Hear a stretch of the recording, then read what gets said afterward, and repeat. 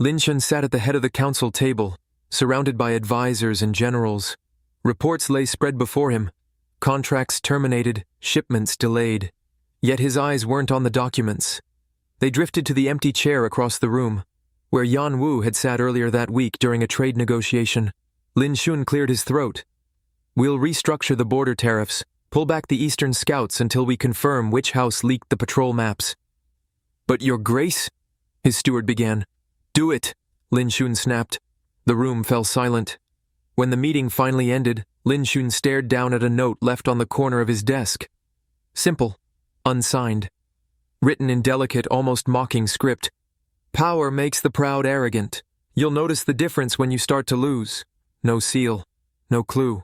But Lin Shun knew the scent of the ink, knew the smug elegance of the words. Yan Wu.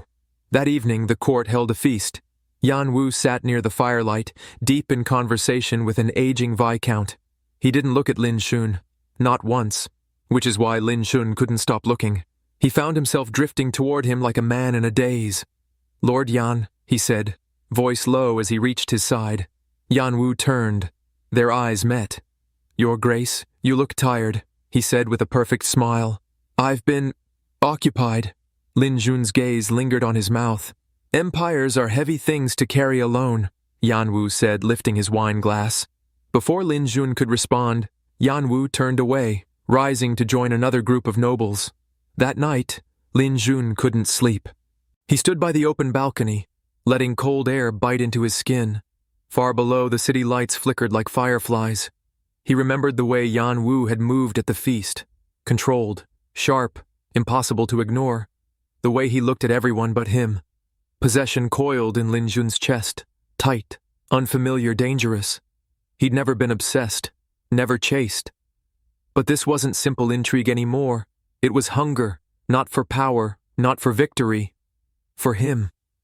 He gripped the balcony rail until his knuckles went white. A week later he sent a gift. A rare black orchid from the southern mountains. A flower that bloomed once a year and died in 3 days. Yan Wu didn't respond. Instead, a small note arrived at Lin Shun's estate. "You're not the only one who knows how to send warnings in silk." The handwriting was the same. "Damn you," he muttered under his breath. "What the hell are you doing to me?" But part of him already knew. The sound of the door slamming echoed like a crack of thunder through the estate. "Out!" Lin Shun barked. His voice was calm, but deadly cold. His advisors scattered from the war room, heads bowed, faces pale. Another contract dissolved, another border deal revoked. Another powerful house walking away like his name no longer meant protection. "How?" he muttered. His steward lingered at the doorway. "Your Grace, the merchant coalition from the east. They've backed out as well." Lin Shun didn't move. "That makes 6 this month." The steward hesitated. 7. Lin Shun's jaw clenched, and Lin Shun, ruthless, brilliant, had been played. Yan Wu. Could the man who smiled at him over glasses of wine, who let Lin Shun touch his wrist in darkened corners, who had once whispered half-truths and slow seductions in his ear, could he be the one behind this? It made no sense. And yet, Yan Wu had never given himself away. Not once. Lin Shun pressed a palm to his forehead. "Why?" he muttered. "What are you after?" If it was power, he would have asked for it. If it was favor, Lin Shun would have given it freely. If it was closeness, he had it. So why the war behind the wine?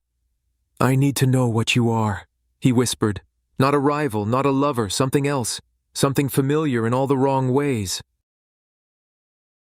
The storm outside had not yet broken, but the sky was sick with tension. Inside the estate, the halls were quiet. Shen Yuan moved through them with the precision of a blade. He paused before Lin Shun's study, then pushed open the door without knocking. The room was dimly lit. Lin Shun stood by the fireplace, a glass in hand. "You're late," he said. "Was I?" Shen Yuan replied, stepping inside. Lin Shun set the glass down. "Tell me something.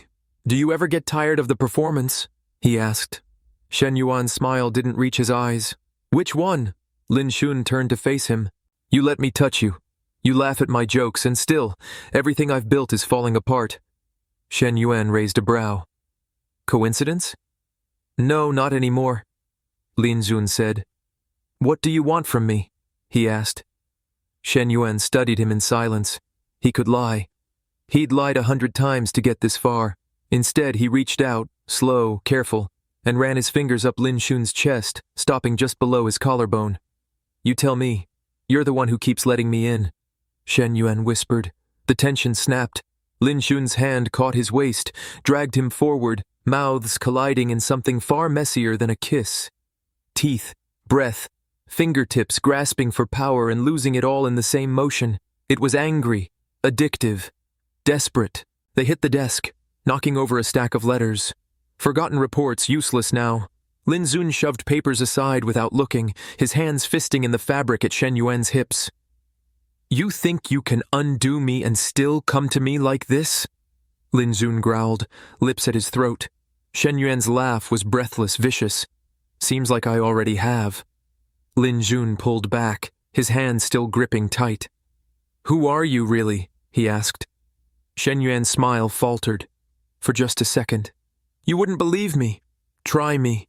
Shen Yuan exhaled as if what came next might unmake them both. "I was yours," he said. Lin Shun blinked, frozen. "In another life, I was your shadow, your weapon, your dog," Shen Yuan murmured, voice like broken glass. Lin Shun stared at him, something unreadable flickering in his eyes, and then Shen Yuan leaned in, lips brushing his ear. "You called me Shen Yuan." Lin Shun went still. The storm outside broke at last, rain slamming against the windows, a violent crash of thunder overhead. He staggered back a step, face pale. Shen Yuan didn't move. "It was always me, and you broke me," he said. For a few heartbeats, the only sound was the rain hammering against the windows. Shen Yuan stood still.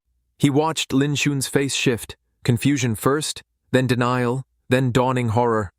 "No, that's not possible," Lin Shun said. Shen Yuan's voice was merciless.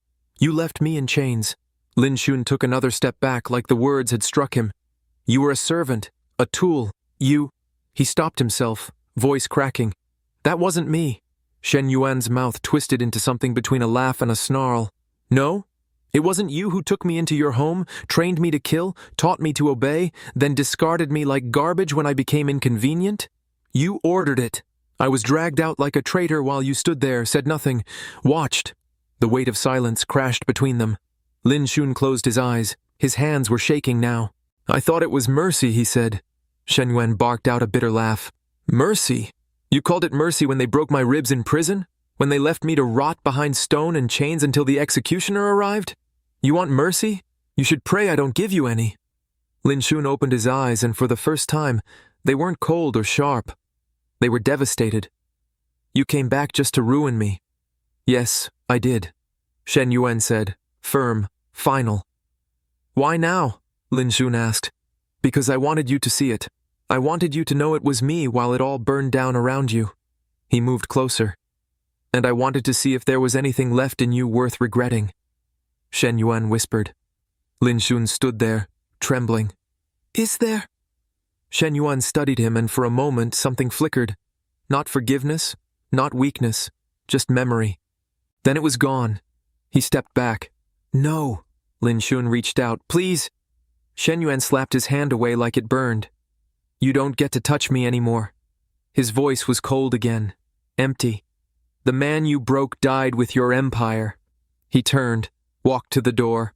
"I loved you and it destroyed me," Shen Yuan said. Then he was gone. Lin Shun stood alone in the wreckage, and the weight of a name he hadn't spoken in years sat like ash in his mouth. Shen Yuan. Days passed. The city whispered. Lin Shun's name, once spoken with awe, now passed in hushed tones through court corridors like a curse. His allies had turned their backs. His fortune hemorrhaged. His power evaporated like steam off cooling iron. And he didn't fight it. Not anymore. In the center of the ruin, Lin Shun sat alone. Elsewhere, far from the capital, Shen Yuan stood on the edge of a balcony overlooking a foreign city. The wind tugged at his robes. Cooler here, cleaner. The kind of air that didn't reek of old memory. Beneath him, the streets bustled with life, unaware, unconcerned.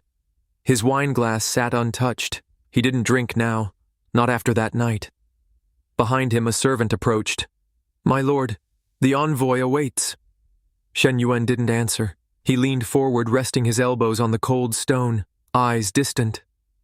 He thought of Lin Shun, not as a duke, not as a monster, but as a man. The one who once cupped his jaw in the dark. The one who once whispered false comfort into his hair. The one who had given him everything and then taught him what it felt like to be nothing. That kind of love didn't die. It simply twisted, burned, settled in the bones like old poison. I should feel free, Shen Yuan muttered to no one. But the air still felt heavy in his lungs. Back in the capital, Lin Shun stood in the garden Shen Yuan had once walked through. The flowers were overgrown, wild, unkept. He liked them better this way. He sank to his knees in the dirt and whispered into the silence, I loved you. The wind replied with nothing. Shen Yuan, watching a bird fly over the rooftops, said just as softly, I hate you. His voice trembled, just once. They both meant it, and they both didn't. Because there is a thin line between love and hate, and once it's crossed, there's no going back.